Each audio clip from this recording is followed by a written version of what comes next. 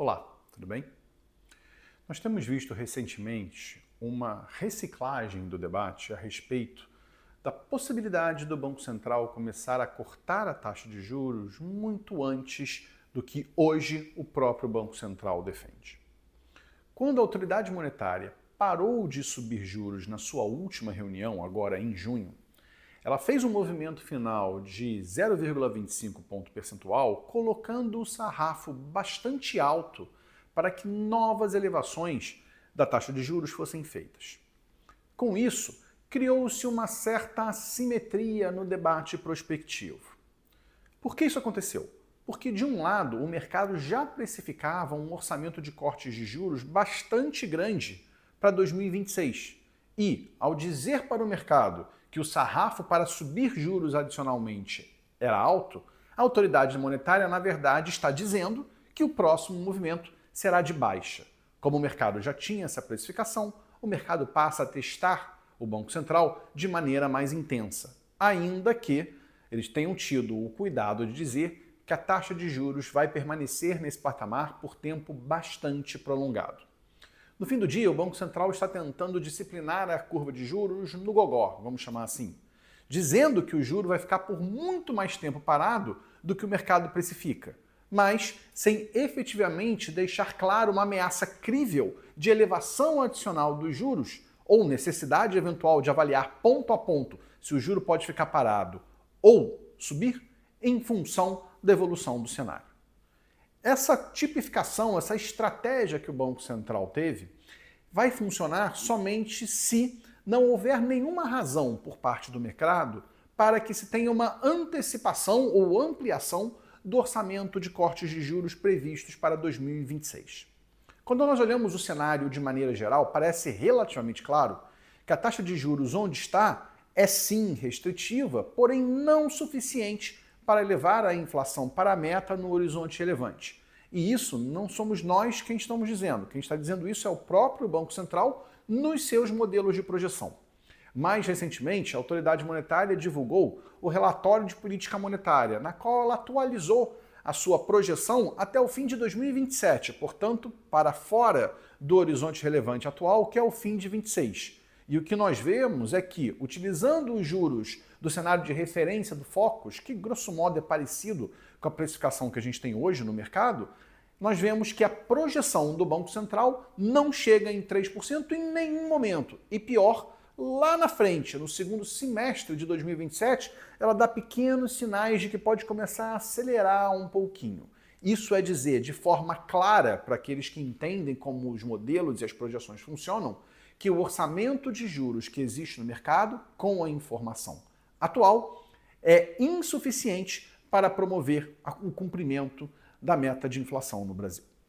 A questão, portanto, vira muito mais uma questão de você ter, eventualmente, algum choque exógeno que possa ajudar a autoridade monetária.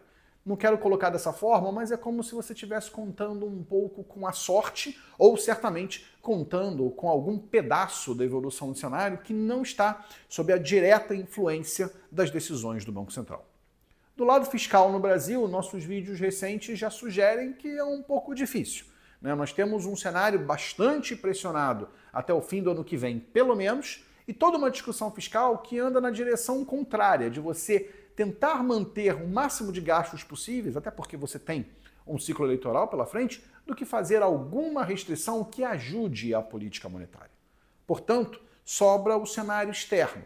De alguma forma, o mundo, que é totalmente exógeno à discussão de política monetária no Brasil, à decisão de política monetária do Brasil, ajudando a inflação a convergir de maneira mais rápida. Nós tivemos recentemente uma apreciação importante da nossa moeda, que veio no final de 2024 de alguma coisa como 6,20, 6,18, para as cercanias de 5,40 agora aqui no início de julho de 2025. Evidentemente, a gente tem que tomar um cuidado aqui importante, porque a gente teve uma estilingada do câmbio que foi relevante entre meados de novembro e o final do ano passado. Se pegamos a média do ano antes dessa estilingada, ela era mais ou menos uns 6,35 com 6,40. Então, na prática, nós voltamos para o patamar onde estávamos antes do estresse de câmbio que nós vimos nos últimos 45 dias do fim do ano passado. Quando nós colocamos isso em perspectiva, é importante a gente qualificar um pouco o efeito dessa apreciação cambial sobre a inflação e também quais são os seus determinantes. Começando pelo segundo tema, os determinantes, no momento, ajudam o Brasil. Por quê?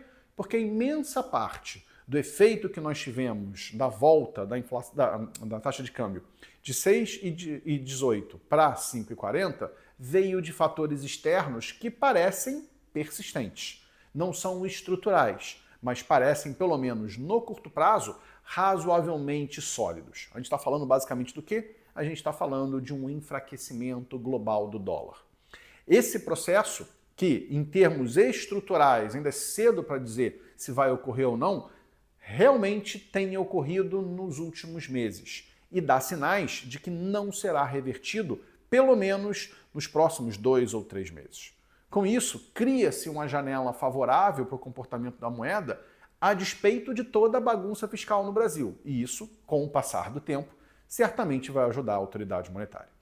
Para além desse ponto, nós também temos uma certa rebarba da guerra comercial, e essa é mais difícil da gente avaliar para frente, especialmente no setor de eletroeletrônicos. Tem uma boa evidência de que aumentaram as importações de produtos chineses pelo Brasil e que esses produtos estão vindo com preços mais baixos. Não somente por causa do câmbio, mas o preço mesmo, denominado em dólar, na moeda estrangeira, parece ser menor. Tem algum desvio de comércio e nesse segmento específico, que é importante na inflação brasileira, a parte industrial, tradable, linha branca e linha marrom, de fato nós estamos tendo um desempenho inflacionário mais positivo.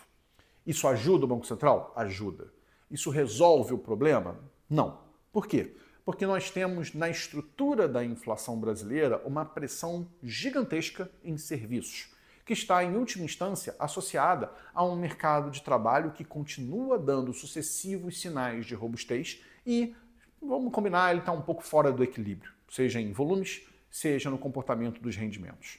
Com isso, existe pressão de demanda agregada, associado a uma estrutura fiscal que não tem restrição, é cada vez mais expansionista, olhando de hoje para frente, há uma certa dicotomia entre os setores que são impulsionados ou pelo mercado de trabalho forte, ou pela política fiscal expansionista, olhando para frente, e os outros setores que beneficiam-se da entrada de produtos mais baratos e da apreciação cambial.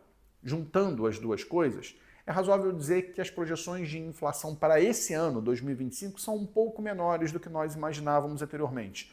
E no nosso número, elas estão hoje nas cercanias de 5,5 com 5,4. Esse número, se vocês nos perguntassem há 3 semanas atrás, eles estavam muito mais perto de 5,6 com 5,7.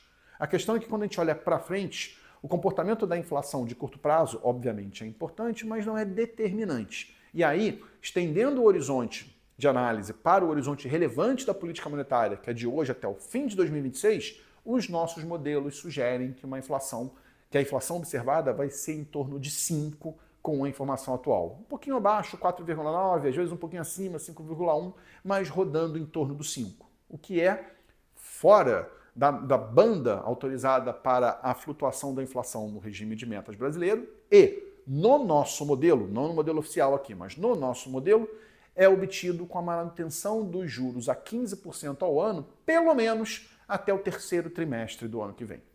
Parece-nos, portanto, que a gente tem um problema aqui. E com uma inflação em 2 velocidades e pressão do mercado cada vez maior para uma antecipação de cortes de juros, o Banco Central vai ter que cortar um dobrado para disciplinar o comportamento da estrutura a termo dos juros futuros e, portanto, conseguir atingir os seus objetivos com um pouco mais de segurança e, quiçá, sem depender tanto de uma ajuda exógena que venha ou de uma mudança de política pública no Brasil, pouco provável, ou de um cenário externo que de fato tem ajudado, mas é amplamente incerto e difícil de prever olhando para frente. Se você gostou desse vídeo, por favor, se inscreva no nosso canal e acompanhe os conteúdos que a BRCG disponibiliza nas redes.